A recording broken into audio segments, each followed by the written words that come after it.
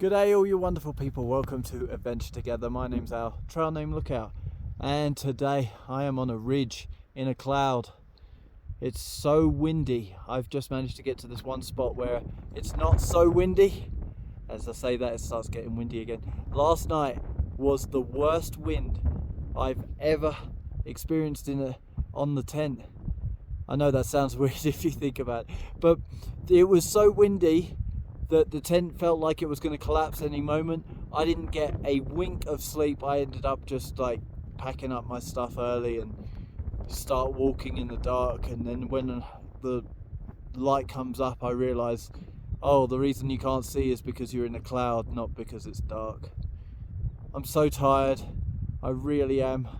I just feel like I had no rest in between yesterday and today. I had nothing to eat that was cooked. I don't cook inside the tent, and it was so windy that if I just put my stove outside in the vestibule, it just fell over every time, so I couldn't cook. So I just ate some like bars, like Bobos and Cliff Bars and Belvita. So I haven't had much to eat, I haven't had any sleep. It's very, very windy. It's really tough. Man, what a last 12 hours it's been.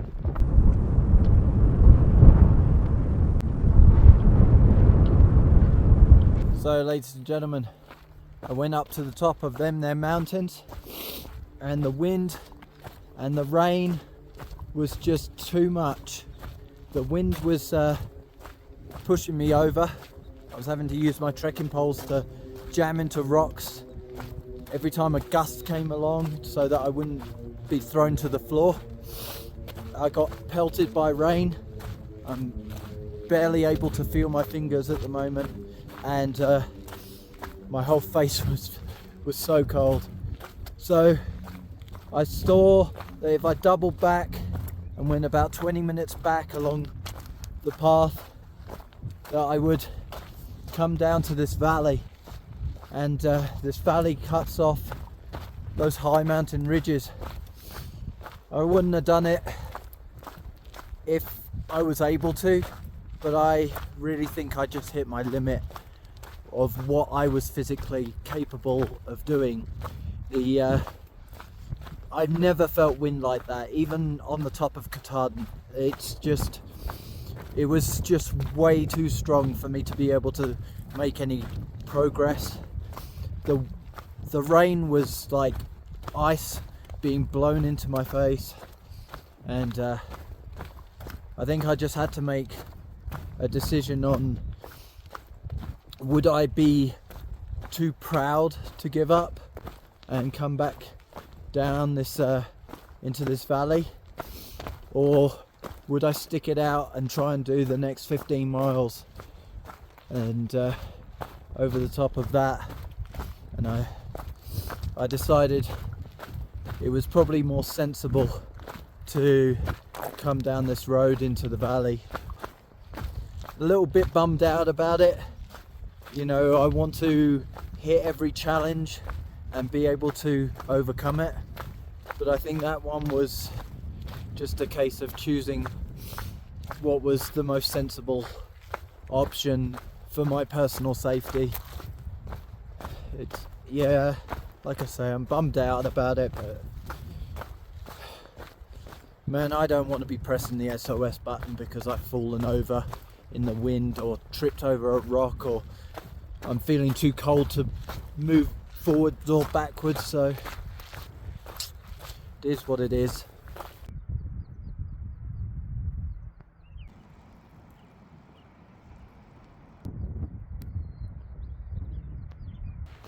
Well, getting down close to the bottom of the valley, and I've been off trail now for about an hour and a half, and the weather has just in the last 10 minutes completely cleared.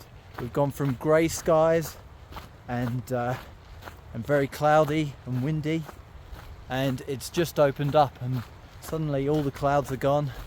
There's blue skies, and makes me feel even worse because I feel like I should have pushed on, because I would have still been up there and got to enjoy the rest of it. Oh well. The decision's been made now, can't go back. I have to get to the opposite side of that bank, but it looks like the road is flooded. So I have just looked ahead on the map and it looks like I might be able to get up and over Gray's Peak, which is the tallest peak on the whole of the Triple Crown. It's 14,000 and something feet. And those of you who've been with me for a while, before I started this trail, will know that after I did the PCT last year, I went out after doing backpacker radio and drove out and done Gray's and Tory's Peaks, which are two 14,000 footers that are next to each other. And it's a strange feeling knowing I'm going to be going back to that now.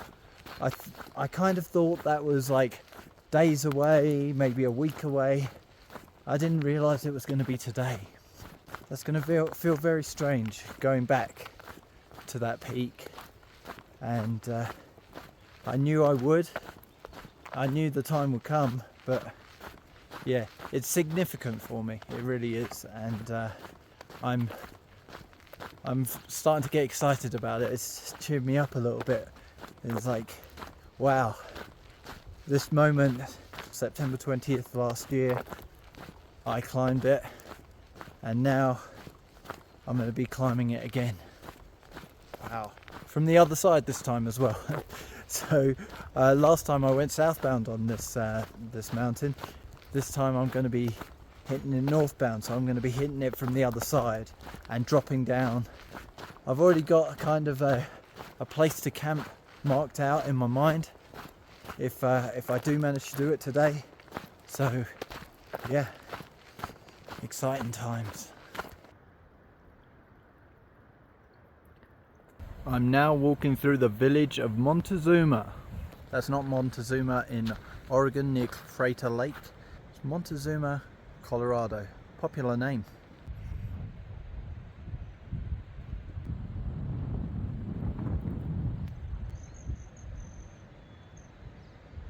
It seems like it has its own rally. Welcome to Montezuma. Someone's left a bomb hanging from there. Now I'm just taking a dirt road through a national forest until I hit the trail. Back on the CDT.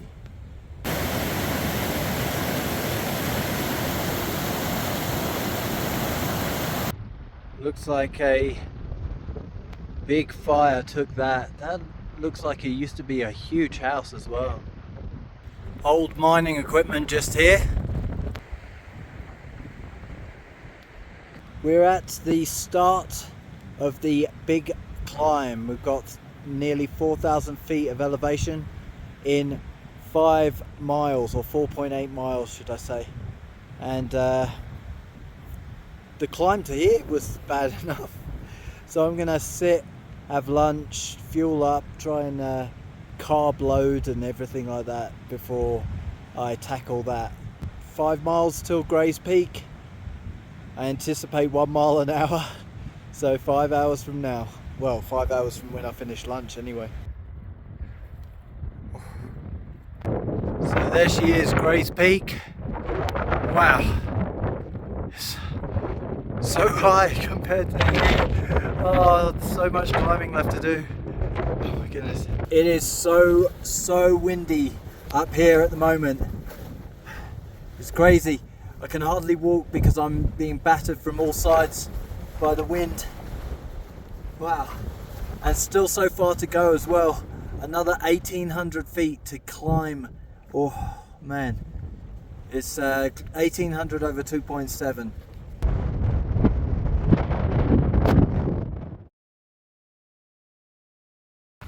Oh man. First thing, the wind. Oh, that was dangerous. The second thing, how close that sheep came up. It was like he wanted to eat food out of my hand. He came so close and he was investigating, like, what are you doing up here on my mountain? But he was friendly. That's good. I didn't get charged by him.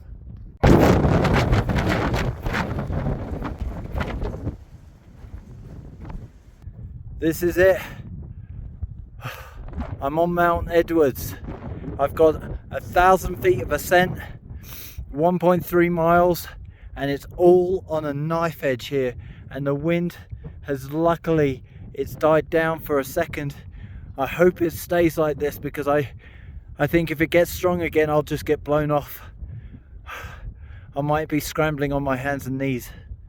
But to the left you can see Gray's Peak, and to the right of that you can see Torrey's Peak. There's a small storm and it's got some thunder in it, because I heard it grumbling, but hopefully it's not going to move across this mountain.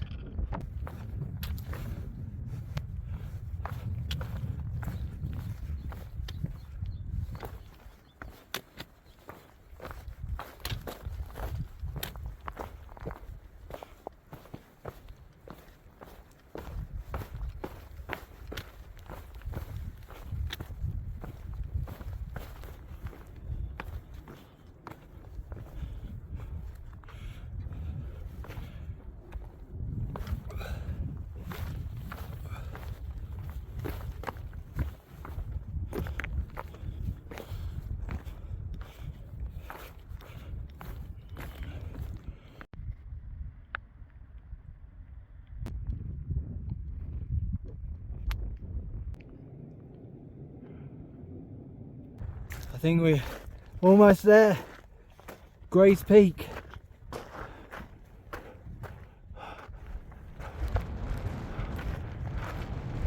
Oh my goodness. We're up on top of the plateau, but we're not there yet. Over there, that's the rock bivvy. That's the highest point of this mountain. I was here September 20th. 2023, climbed to the top, and today I'm doing it again. Here we are, the same point I got to all those months ago.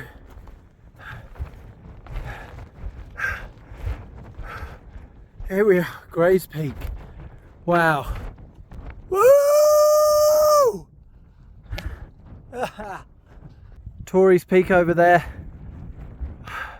I did that last year, I'm not doing it this year. That's the valley I'm going to go down. Wow, what an effort that took. Wow.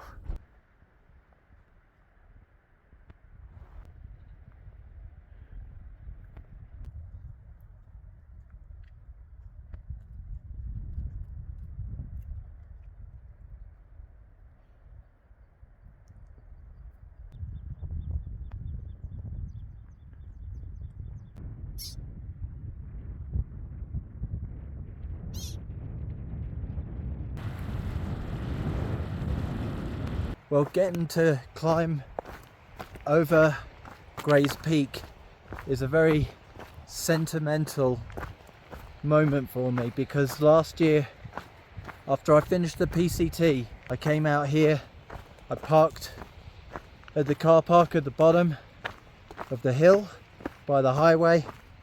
It's 9,400 feet in elevation, and I climbed all the way to the top of Gray's Peak. And then I went over to Torrey's Peak, and then I went back all the way down to the car, and then I started my big road trip around Arizona and Utah.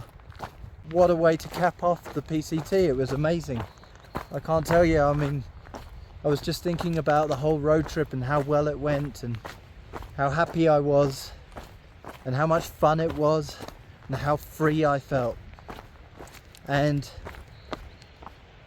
back when I was up the top of Gray's Peak last year, I made myself a promise. I said,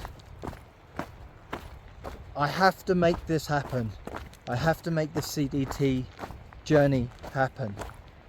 You know, it was always planned, but you've got to have the right amount of money.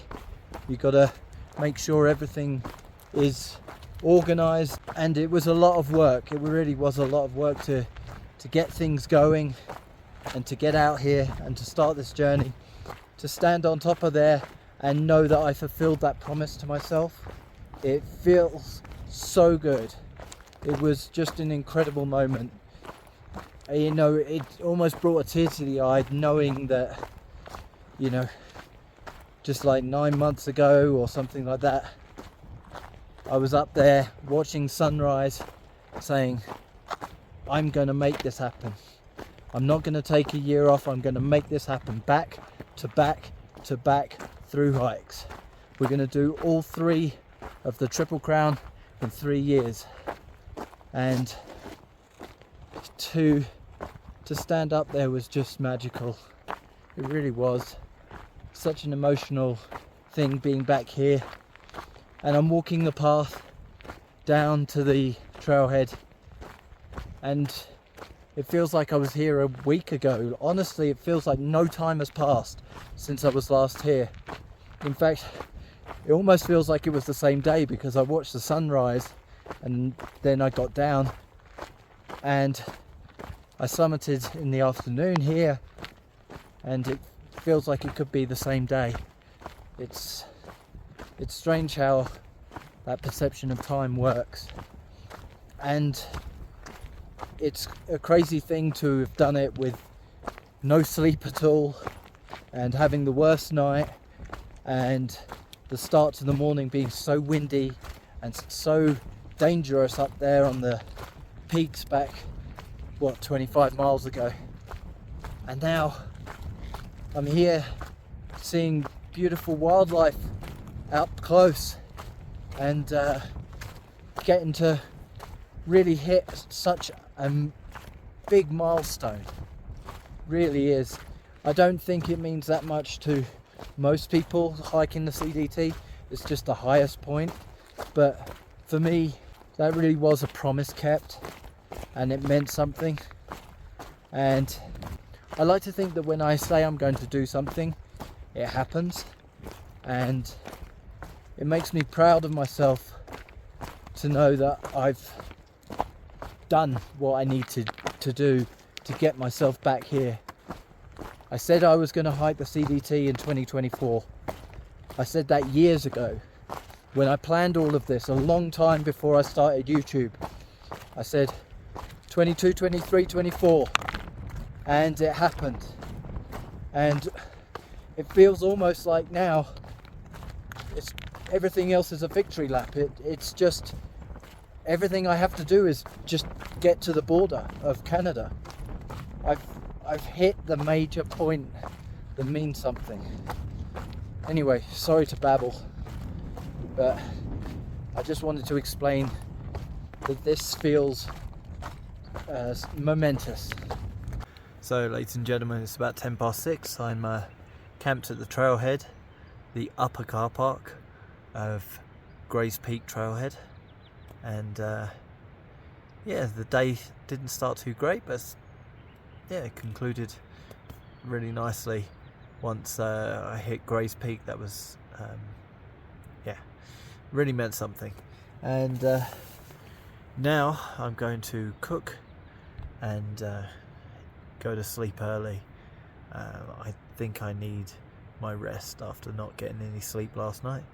Hopefully things will be better in the trees here, because last night up on top of a ridge was not the place. It's too windy. But please don't forget that I'm trying to raise money for Widerness Foundation UK. This is a very, very important thing for me. I'm hoping that we can hit the target pretty soon. The donations need to start coming in, so please dig deep. Do whatever you can. If you can share this with work colleagues, or you can share this with family or anybody in your social circle, please let's get this fundraiser to its target sooner rather than later. It would be an amazing thing for Widerness Foundation UK. If you don't know what they do, they are a charity that help out children and vulnerable adults and get them into nature for nature therapy, and get them involved in climate change mitigation projects. It's amazing. It's an incredible cause, and I know that when people ask for charity money, it's often people just sort of ignore it, but please don't ignore this one. This is a very small charity, and every little donation makes the world of difference. So please, let's hit the target. £3,100 for 3,100 miles of the CDT. Let's get it going. Also, if you wanted to, you can look at last year's video where I climbed Gray's Peak and Torres Peak. Just search that one out, go to the channel and search that. I'll try and leave a link in the description if I remember. Other than that, that's everything I have for you today. So thank you for joining me, and I'll see you in the next one. Keep those donations coming.